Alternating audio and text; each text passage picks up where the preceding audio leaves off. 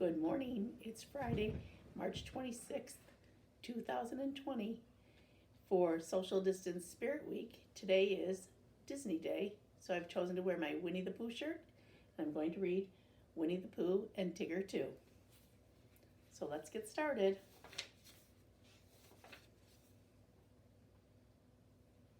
One morning, Winnie the Pooh was on his way to visit his friend Piglet. Although Pooh's head was stuffed with fluff, he was a cheerful fellow. As he walked along through the woods, he was humming a song to himself.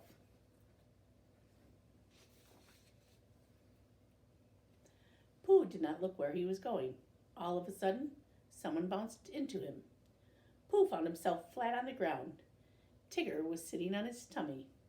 "Hello, Pooh," said Tigger. "It's a fine day for bouncing." Tigger helped Pooh get up. "Thank you, Tigger," said Pooh. "I was just thinking it's a fine day for going to visit Piglet." "I was on my way to see Rabbit," said Tigger, "but I will come along with you." And Tigger bounced away.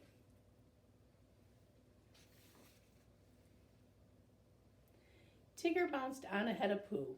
He bounced so fast and he bounced so far that he bounced right into Piglet. "Tigger!" cried Piglet. "You scared me." "I'm sorry," said Tigger. He helped Piglet get up.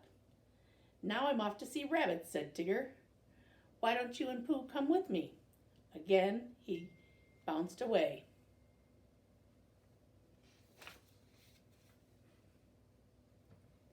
Tigger bounced into Rabbit's garden. Rabbit was very busy counting his carrots. Suddenly, Tigger bounced on top of him. "Hello there, Rabbit," said Tigger. "Tigger, you're a pest," cried Rabbit. When Pooh and Piglet reached the garden, they helped Rabbit to his feet. Rabbit was very angry at Tigger. "Why are you always so bouncy?" he cried.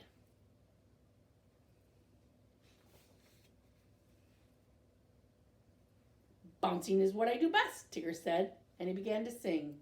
The wonderful thing about Tiggers is Tiggers are wonderful things. Their tops are made out of rubber, their tails are made of springs.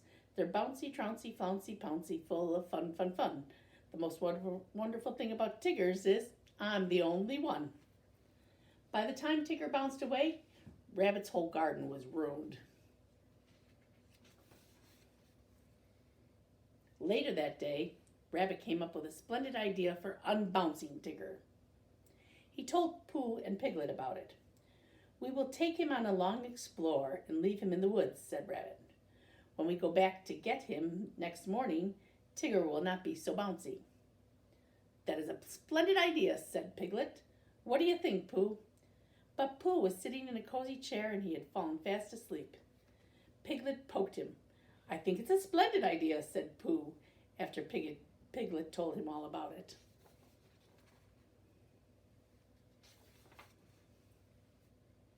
The very next day, Rabbit, Pooh, and Piglet took Tigger into the woods. "When we come back to get Tigger tomorrow," said Rabbit, "the bounces will all be gone.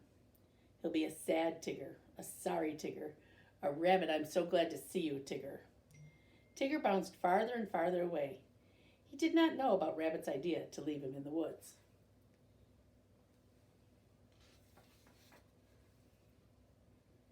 The friends found a hollow log. "Quick," said Rabbit, "hide inside." They climbed into the log. Tigger soon came back to look for them. "Hello," he called. No one answered. Tigger stood on top of the log. He called to his friends again. They still did not answer. "They must be lost," thought Tigger, and he bounced away to find them.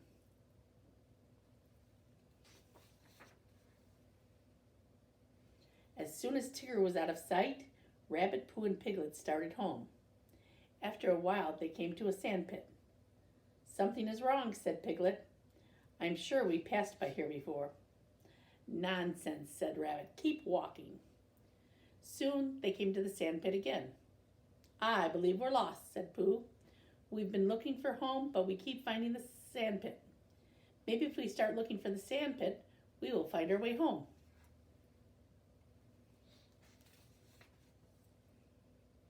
"I'm sure I know the way," said Rabbit. "You two wait here and I'll find it." Pooh and Piglet waited for Rabbit. They waited and waited and waited, but Rabbit did not come back. At last, Pooh took Piglet's hand. "Let's follow my tummy," said Pooh. "Whenever I get hungry for honey, my tummy leads me home." Sure enough, Pooh's tummy found the way. Just as they came out of the woods, Tigger bounced into them.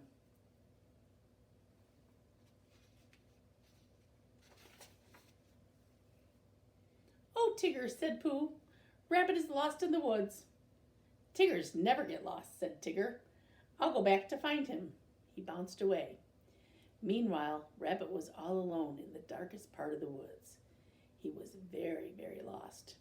Every time he looked around, he thought he saw someone watching him. He heard all sorts of scary sounds.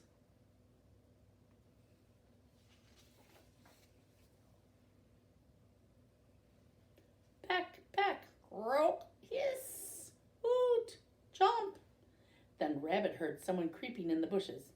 "Help, Pooh! Help, Piglet!" he shouted.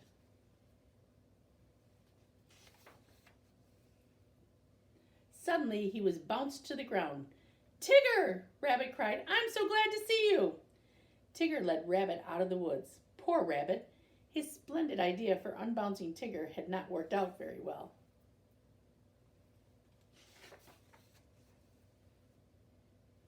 Bright and early the very next morning, Tigger went to Kanga's house. Kanga was busily sweeping the yard. "May I take Roo for a walk with me?" asked Tigger. "Of course, dear," said Kanga. As Tigger bounced along, Roo rode on his back. "Can Tiggers climb trees?" asked Roo. "That's what Tiggers do best," said Tigger. "I will show you."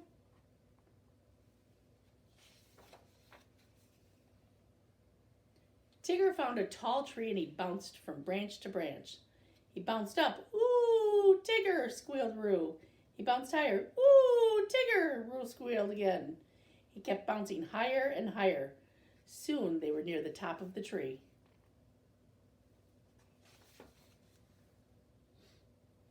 When Tigger looked down, he was very scared. "How did this tree get so high?" he cried. "Isn't it fun?" said Roo. "No," answered Tigger. "I forgot to tell you. Tiggers can't climb down." "Hooray!" squealed Roo. "We'll stay here forever." Just at that moment, Pooh and Piglet came by. They happened to look up at the tree. "Piglet," whispered Pooh, "there's a jaguar." "Are jaguars fierce animals?" cried Piglet. "I'm not really sure," said Pooh. "Let's walk a bit closer and see."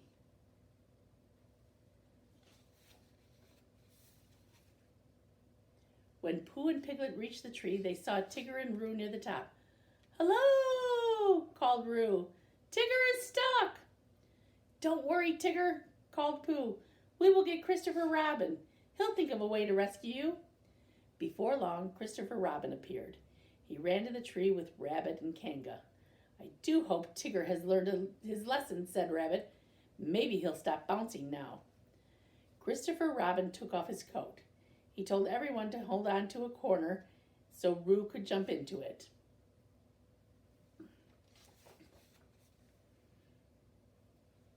After Roo came tumbling down, Christopher Robin called up to Tigger.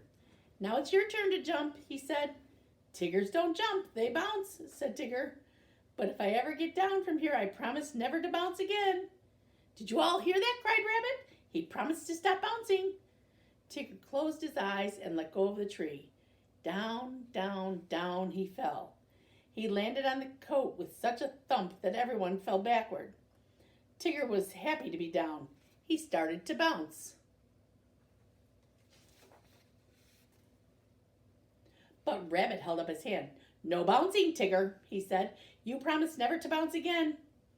"That's right," said Tigger. "I did." Tigger began to walk away. Without his bounces, he was a very sad Tigger indeed. Roo watched his unhappy friend. "I like the old bouncy Tigger better," he said.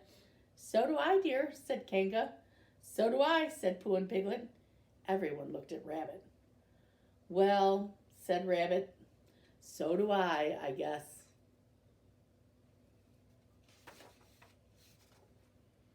All of a sudden, Tigger came bouncing back. "Do you really mean it, Rabbit?" he cried. "May I have my bounces back?" "Yes," said Rabbit. I really mean it. Hooray, said Tigger, and off he bounced, happy to be his bouncy old self again. The end. See you next week.